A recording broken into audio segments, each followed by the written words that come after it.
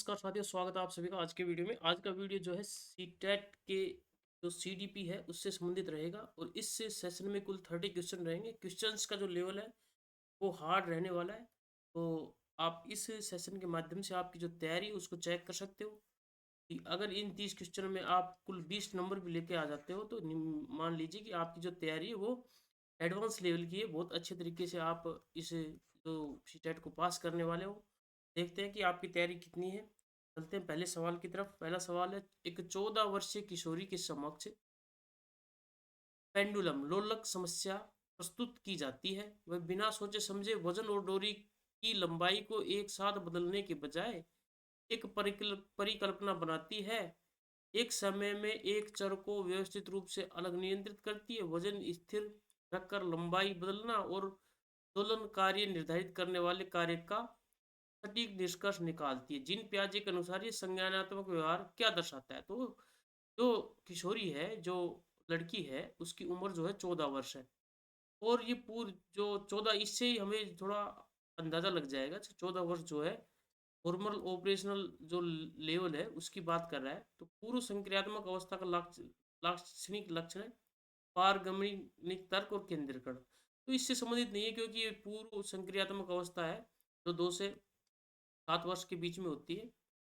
और मूर्त संख्यात्मक अवस्था 11 वर्ष तक होती है, तो इससे भी संबंधित नहीं है। अमूर्त औपचारिक संक्रियात्मक अवस्था में परिकल्पनात्मक निगमनात्मक तर्कणा और चरों का व्यवस्थित निगमन। तो जो ये बात कर रहा है अमूर्त औपचारिक संक्रियात्मक अवस्था, तो फॉर्मल स्टेज बोलते हैं, फॉर्मल ऑपरेशनल स्टेज बोलते हैं इसको। और ये 11 से 17 वर्ष में होती है साथियों। तो इसी की बात हो रही है यहाँ पर। तो सी ऑप्शन हमारा बिल्कुल करेक्ट है यहाँ पर। चलते हैं नेक्स्ट सवाल की तरफ। और नेक्स्ट सवाल जो है वो है संबंधित आपसे सॉरी। एक शिक्षिका कहती है, एक शिक्षिका देखती है कि एक विद्यार्थी जटिल बहुचरणीय भिन्नों को स्वतंत्र रूप से हल करने में कठिनाई महसूस करता है। पूरा हल बताने या मानक कम करने के बजाय शिक्षिका संकेतकारी प्रश्न पूछती है। यहाँ समान हर क्या हो सकता है? पहला चरण हल करके दिखाती है और विद्यार्थी की दक्षता बढ़ने पर धीरे धीरे अपनी सहायता वापस ले लेती है। ये शिक्षण शास्त्रीय मध्यस्थता क्या दर्शाती है? तो साथियों, जो शिक्षिका है वो स्कैफोल्डिंग कर रही है।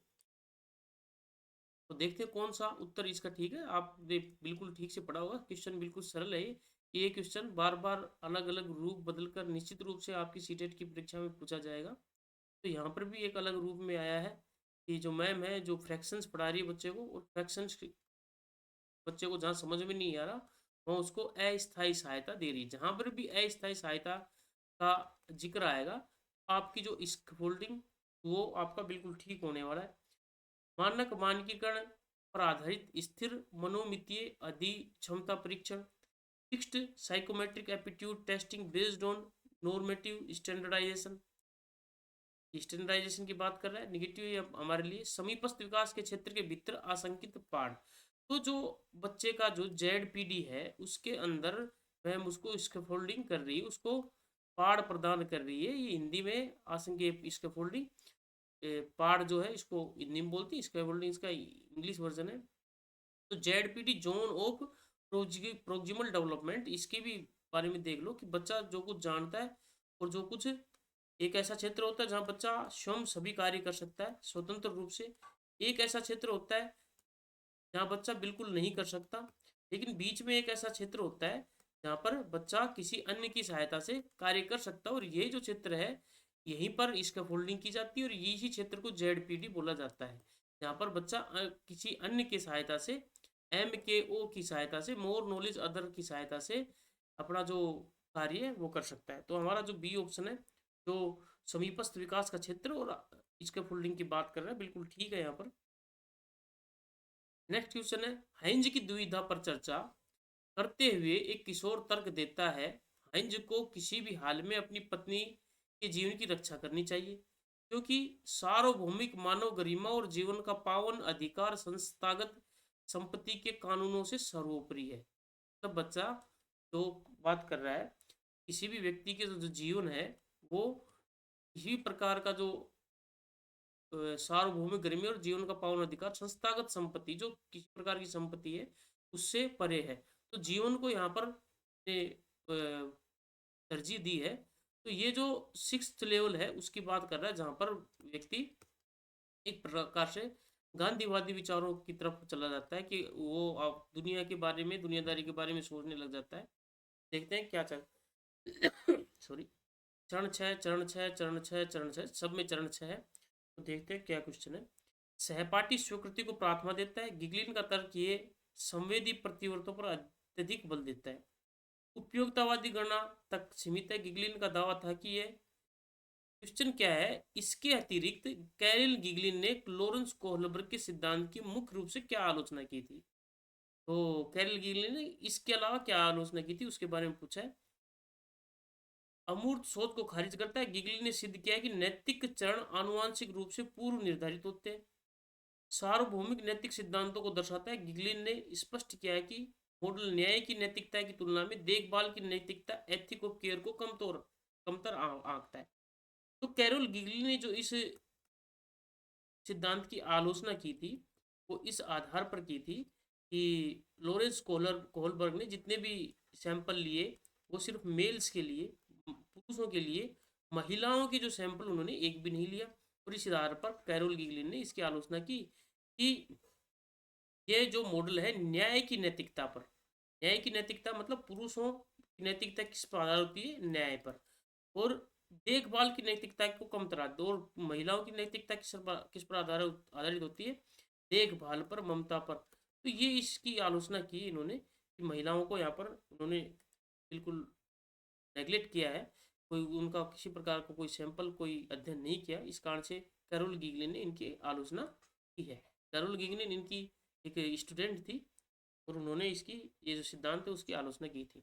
यहाँ पर डी, वैज्ञानिक तर्क, चरण छः, उत्तर पारंपरिक सार्वभौमिक मानवाधिकार जीवन की गरिमा को वैधानिक कानून से ऊपर मानता है, बिल्कुल मानता है। चरण छः जो है सार्वभौमिक मानवाधिकार व जीवन की गरिमा को वैधानिक कानूनों से ऊपर मानता है। मतलब ये कहता है कि अगर ऐसा कानून जो व्यक्ति के जीवन में बाधा डाल रहा है तो उसको बदला जाना चाहिए।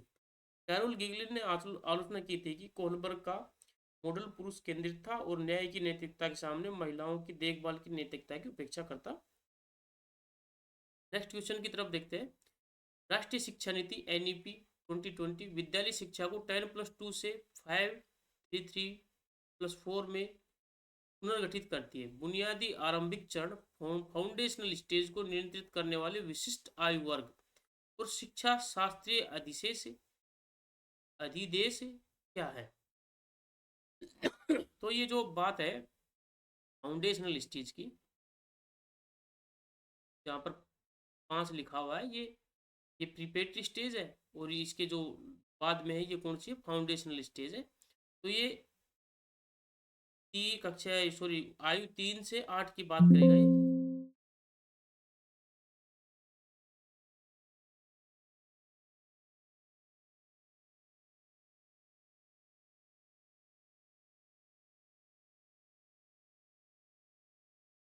तो फाउंडेशनल जो स्टेज है वो बात करेगा इसकी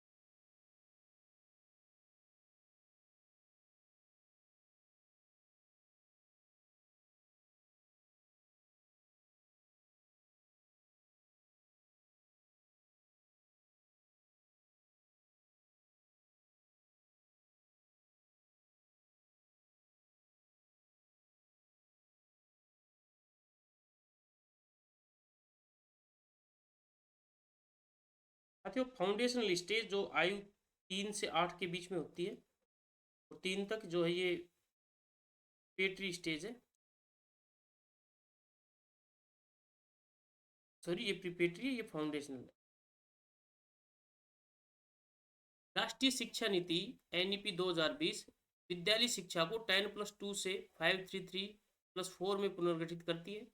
बुनियादी आरंभिक चरण, फाउंडेशनल स्टेज को नियंत्रित करने वाले विशिष्ट आयु वर्ग और शिक्षण शास्त्रीय उद्देश्य क्या है? आयु 3 से 8 वर्ष, 5 वर्ष का लचीला बहुस्तरीय खेल गतिविधि आधारित अधिगम, 3 वर्ष ECC बाल वाटिका, 2 वर्ष प्राथमिक कक्षा 1 से 2। तो ये जो फाउंडेशनल स्टेज है जो 5 वर्ष की है, इसको आयु 3 से 8 के लिए निर्धारित किया गया है। और कक्षा 3 से और 4 जो आयु है 2 वर्ष तक, इसको बाल वाटिका, 3 वर्ष तक, 3, 4 और 5 तक इसको किसमें बांटा गया है? बाल वाटिका। मतलब इसको आंगनबाड़ियों के माध्यम से शिक्षा दी जाएगी। और 2 वर्ष जिसमें 6 और 7 है वो प्राथमिक कक्षा है, कक्षा 1 और 2। तो इस प्रकार से इसको बांटा गया है। तो ए ऑप्शन हमारा बिल्कुल ठीक है। यहाँ पर ए ऑप्शन के साथ चलते हुए हमें आगे बढ़ना है साथियों। तो ए ऑप्शन बिल्कुल ठीक है, इसकी व्याख्या आप देख सकते हो साथियों। नेक्स्ट क्वेश्चन है, एक समावेशी कक्षा की शिक्षिका पारिस्थितिकी तंत्र पर एक विज्ञान पाठ की रूपरेखा बनाती है। यह स्पर्शनीय मॉडल, क्लोज्ड कैप्शन युक्त डिजिटल सिमुलेशन, ग्राफिक आयोजन शामिल करती है। विद्यार्थियों को पॉडकास्ट, संकल्पना, मानचित्र या निबंध के माध्यम से अभिव्यक्ति की अनुमति देती है और लचीले समूह बनाती है। ये शिक्षण ढांचा क्या है? तो क्या ये चिकित्सीय मॉडल है? पृथक्करण जो बच्चों को विकृति मानकर संस्थागत अलगाव की बात करता है।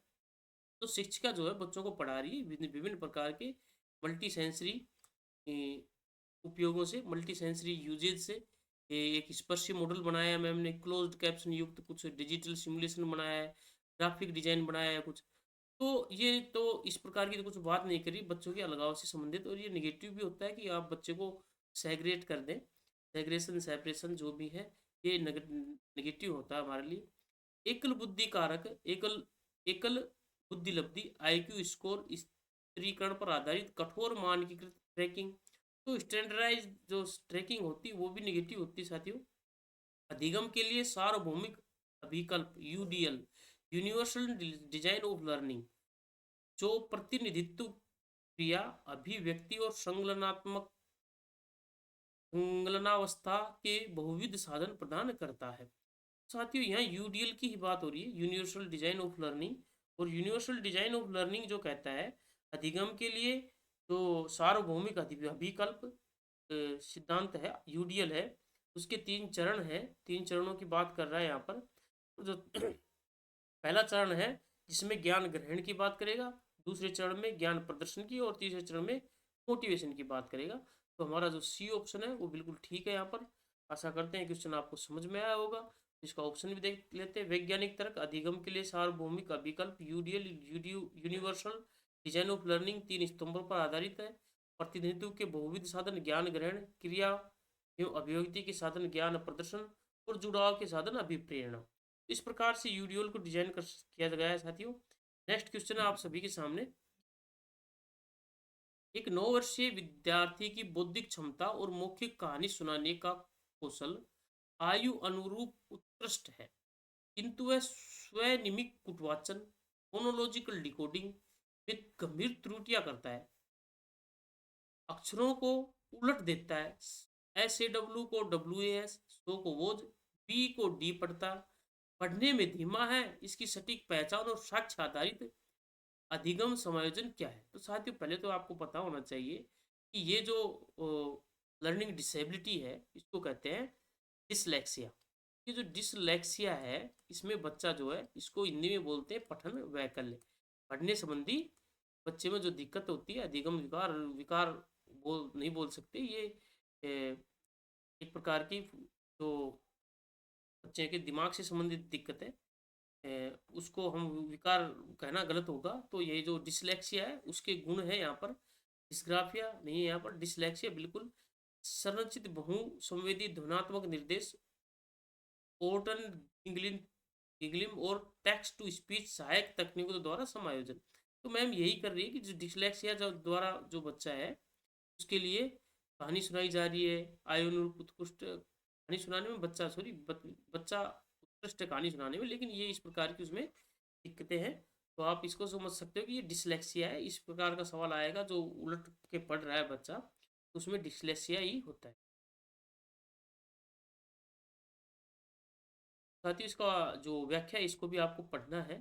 नेक्स्ट क्वेश्चन है, सामाजिक विज्ञान की एक खोज आधारित कक्षा में विद्यार्थी शिक्षिका के साथ मिलकर रूब्रिक्स तैयार करते हैं, चिंतनशील अधिगम जारी रखते हैं, स्पष्ट सफलता मानदंडों के आधार पर सहपाठी समीक्षा करते हैं, प्रासंज्ञान स्व निगरानी के माध्यम से अपनी जांच रणनीतियों को समायोजित करते हैं।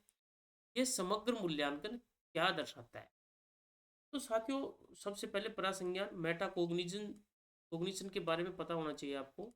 मेटा कोग्निशन कि जब बच्चा खुद का इवेल्युएशन करता है कि उसने जो सीखा है वो कैसे सीखा है, उस सीखने की प्रक्रिया का स्वयं इवेल्युएशन कर रहा है, तो इसको मेटा कोग्निशन बोलते हैं।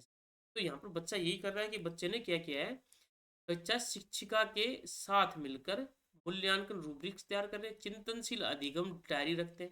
चिंतनशील अधिगम डायरी मतलब एक ऐसी डायरी रख रहा है बच्चा जहाँ पर ये लिख रहा है कि उसने जो अधिगम किया है, लर्निंग की है, वो किस प्रकार से की है, चिंतन कर रहा है उस पर।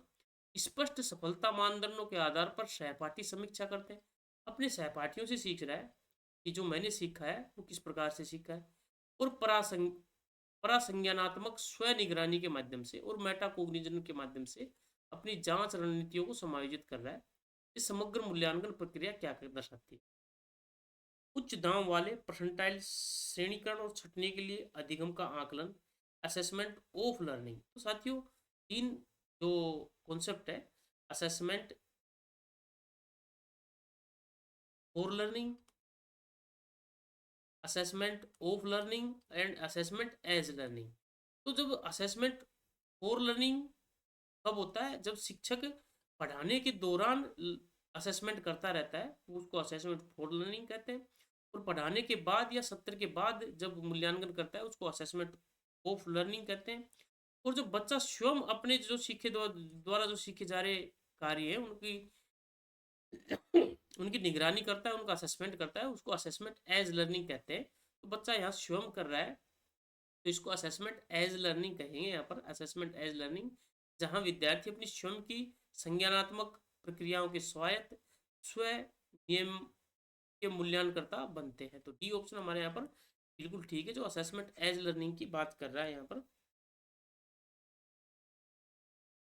क्वेश्चन नंबर 8 है आप सभी के सामने, एक जटिल गणितीय पति प्रूफ, गणित में जो प्रूफ होते हैं, वो हल करते समय एक शिक्षार्थी निश्चित रूप से महसूस करता है, मेरा वर्तमान बीज गणितीय प्रतिस्थापन मुझे चक्रीय तर्क में उलझा रहा है, मुझे ज्यामितीय निरूपण अपनाना चाहिए, मध्यवर्ती चरणों की जांच के लिए 10 मिनट देने चाहिए और सीमांत स्थितियों की जांच करनी चाहिए। ये आंतरिक निगरानी क्या प्रदर्शित करती है? तो नियोजन, संज्ञानात्मक निगरानी, रणनीति मूल्यांकन में उच्च स्तरीय प्रासंज्ञान मेटाकोग्निशन नियमन, और यहाँ पर स्वचालित तंत्रिका तंत्र प्रतिवर्ती के माध्यम से मध्यस्थता वाला शास्त्रीय अनुबंधन, सचेत कार्यकारी निगरानी से रहित अवचेतन स्वचालित प्रत्याक्षात्मक अभ्यस्तता। और यहाँ पर जो नेक्स्ट ऑप्शन है वो कह रहा है विशुद्ध रूप से बाह्य मूर्त पुरस्कार आकस्मिक द्वारा संचालित रटंत उद्दीपक अनुक्रिया। ये व्यवहारवादियों का है, इसको हमें सदैव निगेटिव मानना है उद्दीपक अनुक्रिया को। तो यहाँ पर जो बच्चा कर रहा है कि बच्चा एक प्रूफ को हल करते समय सचेत रूप से महसूस कर रहा है, मेरा वर्तमान बीज गणितीय प्रतिस्थापन मुझे चक्रीय रूप से उलझा रहा है, मुझे ज्यामितीय निरूपण अपनाना चाहिए। तो बच्चा खुद के बारे में खुद जो लर्न कर रहा है उसके बारे में खुद उसकी मॉनिटरिंग कर रहा है, और जब आप खुद मॉनिटरिंग करोगे तो वो क्या हो जाएगा, मेटा कोग्निशन। तो यहाँ मेटा कोग्निशन से संबंधित ये ऑप्शन है। नियोजन, स्वयं का नियोजन कर रहा है, प्लानिंग कर रहा है खुद की, संज्ञानात्मक निगरानी और रणनीति मूल्यांकन से युक्त उच्च स्तरीय प्रासंज्ञान मेटाकोग्निशन। बिल्कुल साथियों, ए ऑप्शन यहाँ पर का सटीक आंसर है। ए ऑप्शन के साथ चलते हुए हमें आगे बढ़ना है। नेक्स्ट क्वेश्चन है, एक प्राथमिक स्तर के विद्यार्थियों की यह सहज भ्रांति है कि सभी भारी वस्तुएं डूबती है और सभी हल्की वस्तुएं तैरती है। जब शिक्षिका पानी के एक टैंक में 5 किलोग्राम का खोखला लकड़ी का गोला जो तैरता है और 2 ग्राम की छोटी सुई जो डूब जाती है डालती है, तो विद्यार्थियों के पूर्व निर्मित मानसिक मॉडल घटना को समझाने में विफल हो जाता है। पियाजे और रचनावादी ज्ञान मीमांसा में इस अवस्था को और उसके समाधान को क्या कहा जाता है? तो बच्चे ने जो पहला अपना स्कीमा बना लिया है किसी भी ज्ञान से संबंधित, और जब उसको उसी से संबंधित दूसरा स्कीमा बनाना, उसी से संबंधित बनाना हो, तो उन दोनों का बैलेंस होना चाहिए। क्या होना चाहिए? बैलेंस। जैसे बच्चे ने एक का देखा, उसके 4 पैर हैं, एक पूंछ है, और जब बच्चा इसी प्रकार का एक जानवर जो बिल्ली है उसको देखता है, उसके भी पूंछ है और 4 पैर है, लेकिन वो जो बिल्ली है उसकी आवाज़ थोड़ी अलग है, और उसके पेरेंट्स ने कहा है कि ये जो कुत्ता नहीं, ये बिल्ली है। उसका बैलेंस नहीं हो पाया यहाँ पर इसकी माज का, तो इसको कहते हैं डिसइक्वली वेरियम। डिसइक्वली वेरियम हो गया।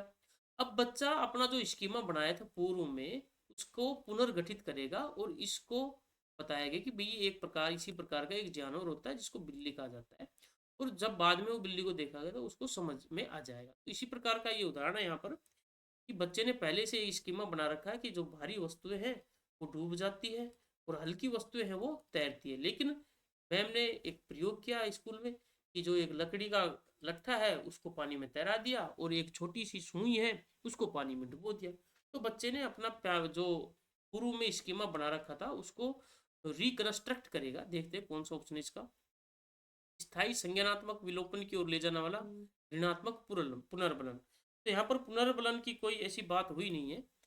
निष्क्रिय रटन बिल्कुल नहीं है यहाँ पर। संज्ञानात्मक असंतुलन, कोग्निटिव डिसइक्विलिब्रियम, जो स्कीमा समायोजन, एकोमोडेशन और संकलनात्मक परिवर्तन को प्रेरित करता है। बिल्कुल साथियों, ये ऑप्शन जिसकी हम बात कर रहे थे वो यहाँ पर है कि बच्चे ने जो स्कीमा है उसको उसमें कुछ ज्ञान ऐड करेगा, तो अकोमोडेशन का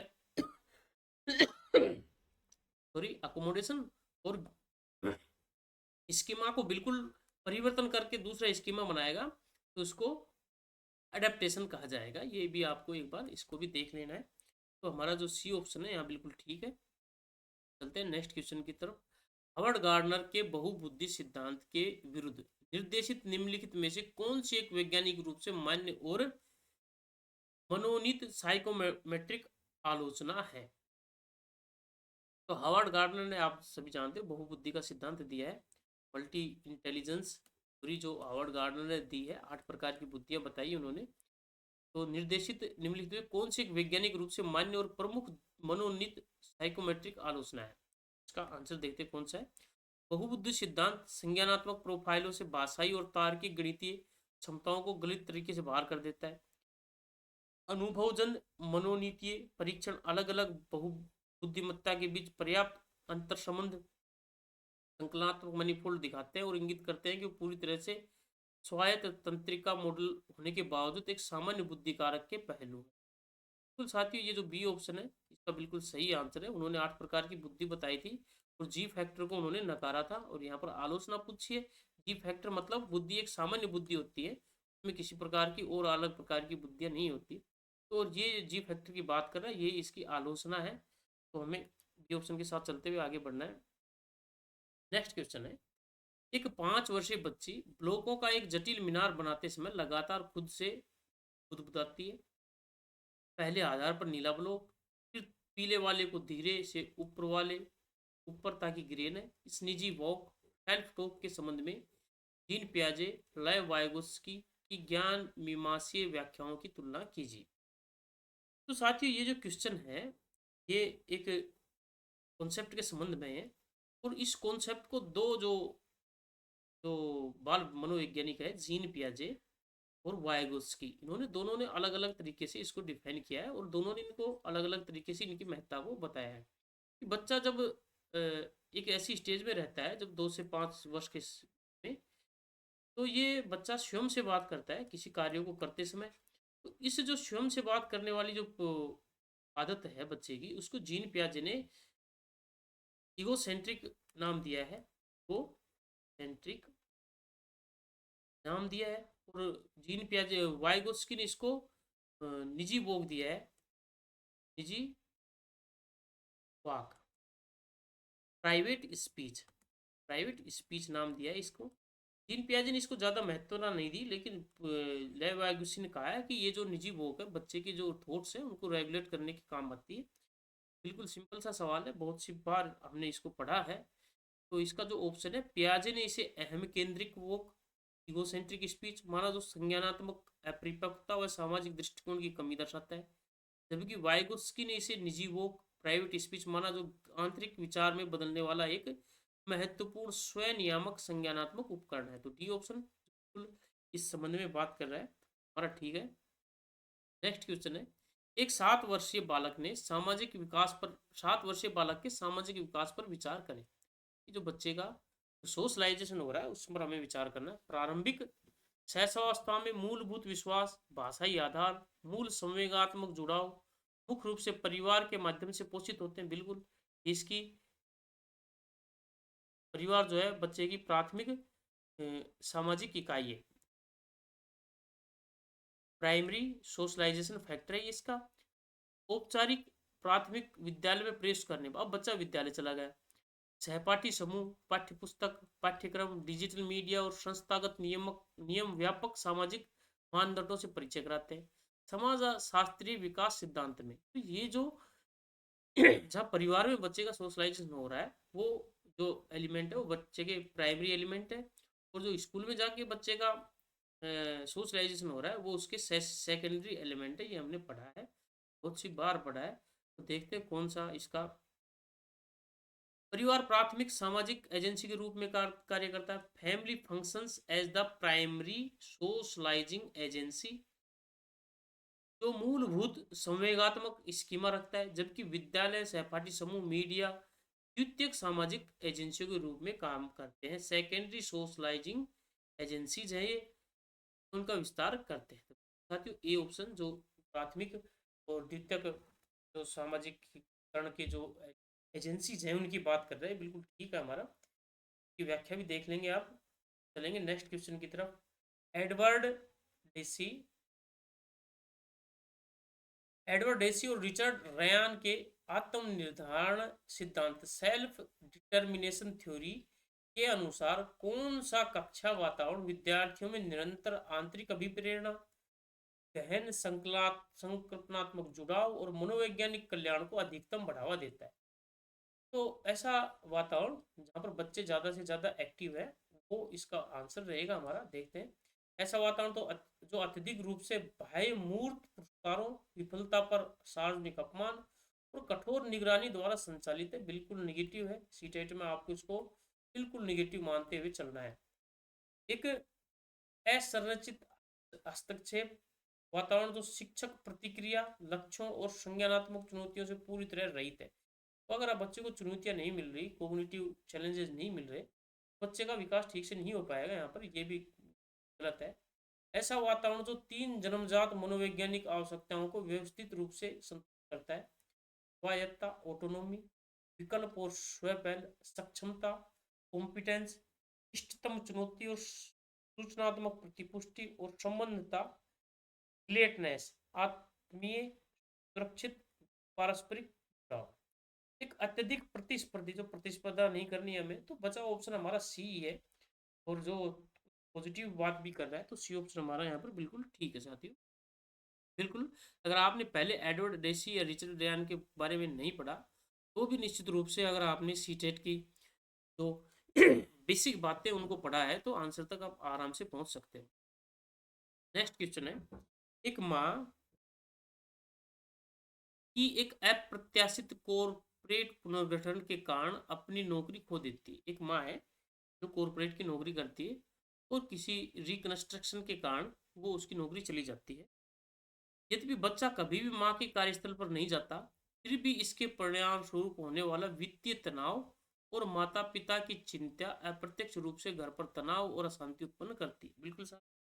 जब माता पिता का रोजगार छिन जाता है तो उस दौरान घर में होने वाला जो तनाव है वो बच्चे को निश्चित रूप से प्रभावित करेगा, जिससे स्कूल में बच्चे की भावनात्मक स्थिरता प्रभावित होती है। साथियों, बच्चे का जो इमोशनल स्टेबिलिटी है वो बच्चे की प्रभावित होगी स्कूल में, क्योंकि घर में वातावरण जो है तनाव का है। यूरी ट्रोन फेन ब्रेनर के जैव पारिस्थितिकी मॉडल में यह भारी परिवेश किस स्तर पर कार्य करता है।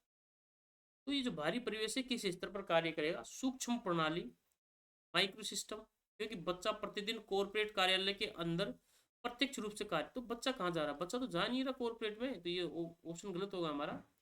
बाह्य प्रणाली काम करेगा, क्योंकि ऐसे परिवेश जिसमें बच्चा सक्रिय रूप से भाग नहीं लेता, तो वास्तविक रूप से तत्कालिक प्रत्यक्ष वातावरण पर एक अप्रत्यक्ष प्रभाव डालते हैं।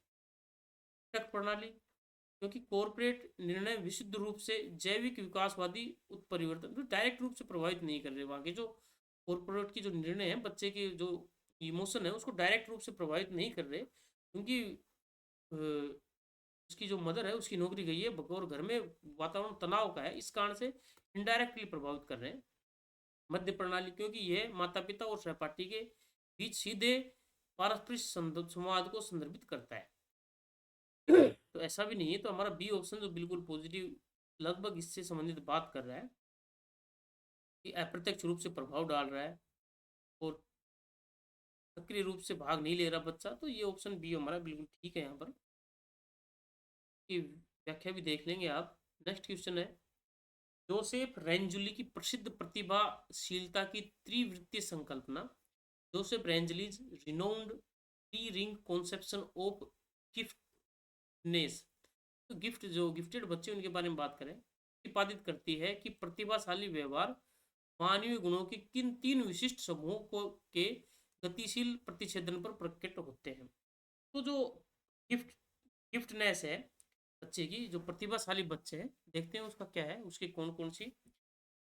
औसत से उच्च, सामान्य, विशिष्ट क्षमता, उच्च सृजनात्मक, बिल्कुल क्रिएटिविटी होती है, और उच्च प्रतिबद्धता, टास्क कमिटमेंट, बच्चों में कमिटमेंट भी होता है। जो गिफ्ट गिफ्ट वो वाले बच्चे हैं जिनमें गिफ्टेडनेस होती है, प्रतिभाशाली बच्चे होते हैं उनकी बात कर रहे हैं। शुद्ध उच्च तो बुद्धि लब्धि से इनका संबंध नहीं है। निष्क्रिय रटन ताज्ञाकारिता ये भी नहीं है। शारीरिक एथलेटिक का कोई संबंध नहीं है इससे। उच्च सामाजिकता, सामाजिकता का मतलब से नहीं है यहाँ पर, के प्रति कठोर अधीनता और फोटोग्राफी की स्थिति। उच्च सामाजिक आर्थिक स्थिति नहीं, कमजोर बच्चे हैं वो भी जो है प्रतिभाशाली हो सकते हैं। तो ये ऑप्शन जो क्रिएटिविटी की बात कर रहा है और टास्क कमिटमेंट की बात कर रहा है, ये ऑप्शन बिल्कुल पॉजिटिव लग रहा है हमें। देखते हैं इसका आंसर, बिल्कुल साथियों ये ऑप्शन बिल्कुल पॉजिटिव है। चलते हैं नेक्स्ट क्वेश्चन की तरफ।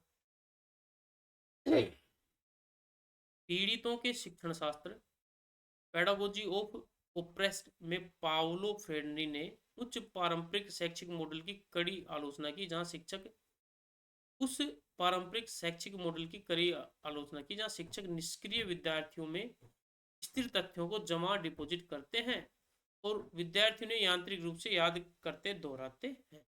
इस दमनकारी मॉडल को क्या कहा जाता है और इसके स्थान पर फ्रेडरे ने किस मुक्तिदायी विकल्प का समर्थन किया?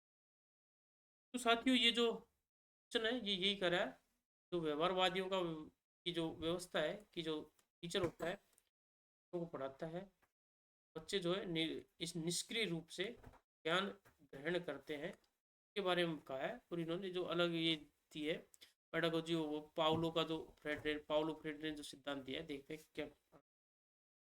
पार्ट स्कैफोल्डिंग इसकी बात की, लैब वाइगोस्की ने, ये आंसर नहीं रहेगा हमारा।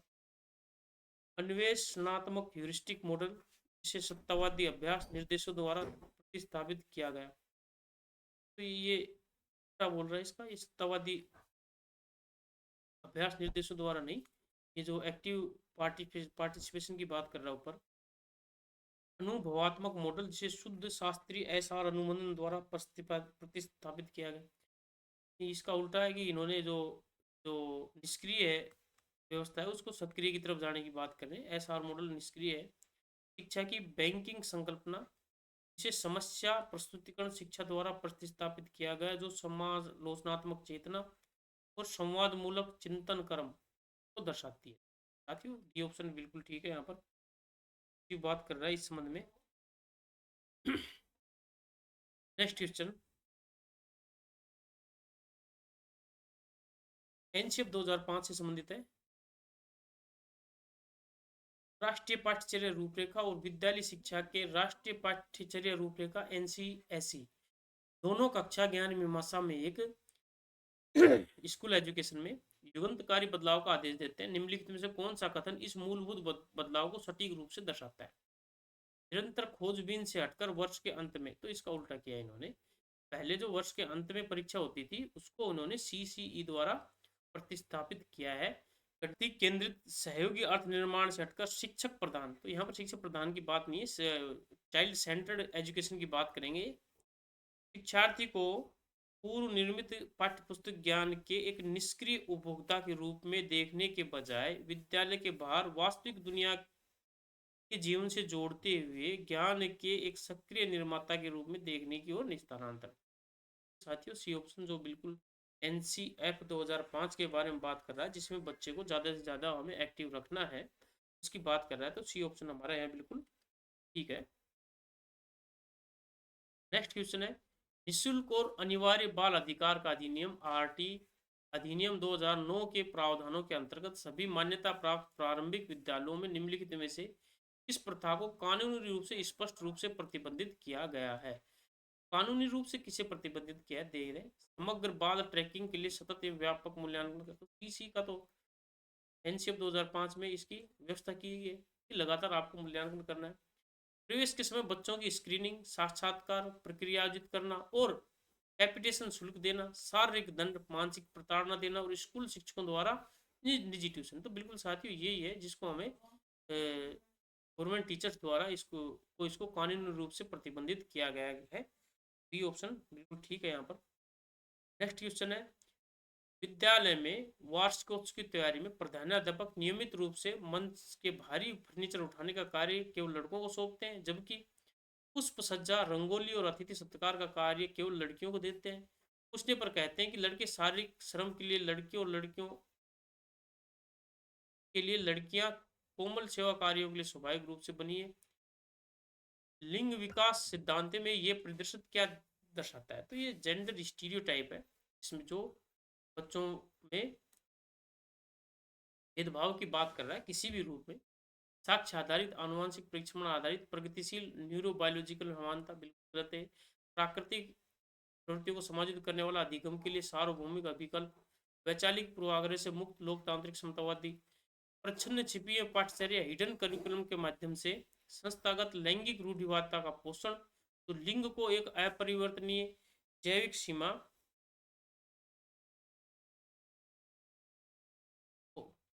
के बजाय सामाजिक रूप से निर्मित पदानुक्रम के रूप में देखती है। साथियों यहाँ जो क्वेश्चन दिया गया है आप सभी के सामने, ये क्वेश्चन जेंडर स्टीरियोटाइप के संबंध में दिया गया है, और इसका जो ऑप्शन है, इसका जो डी ऑप्शन है, वो इसके बारे में डायरेक्ट ऑप्शन भी नहीं दिया इन्होंने कि जेंडर स्टीरियोटाइप है। लेकिन संस्थागत लैंगिक रूढ़िवादिता का पोषण स्टीरियोटाइप, जेंडर स्टीरियोटाइप का हो रहा है यहाँ पर, तो डी ऑप्शन ठीक है यहाँ पर।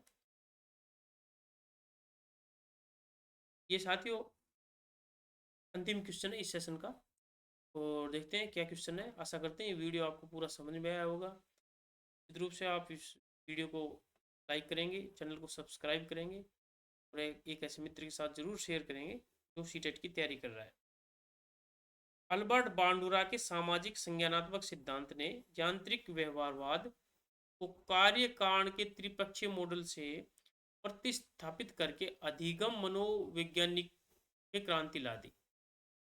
तो यांत्रिक व्यवहारवाद को यहाँ पर प्रतिस्थापित किया गया और त्रिस्तरीय मॉडल से प्रतिस्थापित किया गया, और अधिगम मनोविज्ञान में क्रांति ला दी है बांडुरा साहब ने। बांडुरा के त्रिपक्षीय पारस्परिक नियमितवाद, ट्रेडिशनल ट्राइडिक रेसिप्रोकल डिटर्मिनिज्म में तीन अंतर संबंध करने वाले घटक कौन से, और अवलोकनात्मक अधिगम कौन सा तंत्र संचालित करता है? तो यहाँ पर जो बात कर रहा है साथियों, बी ऑप्शन के इसकी बिल्कुल थोड़े इधर उधर हो रहे हैं यहाँ पर। बी ऑप्शन ही है, ए ऑप्शन ही है, ए ऑप्शन, अच्छा ये ऑप्शन ही है, ए इसका देखते हैं।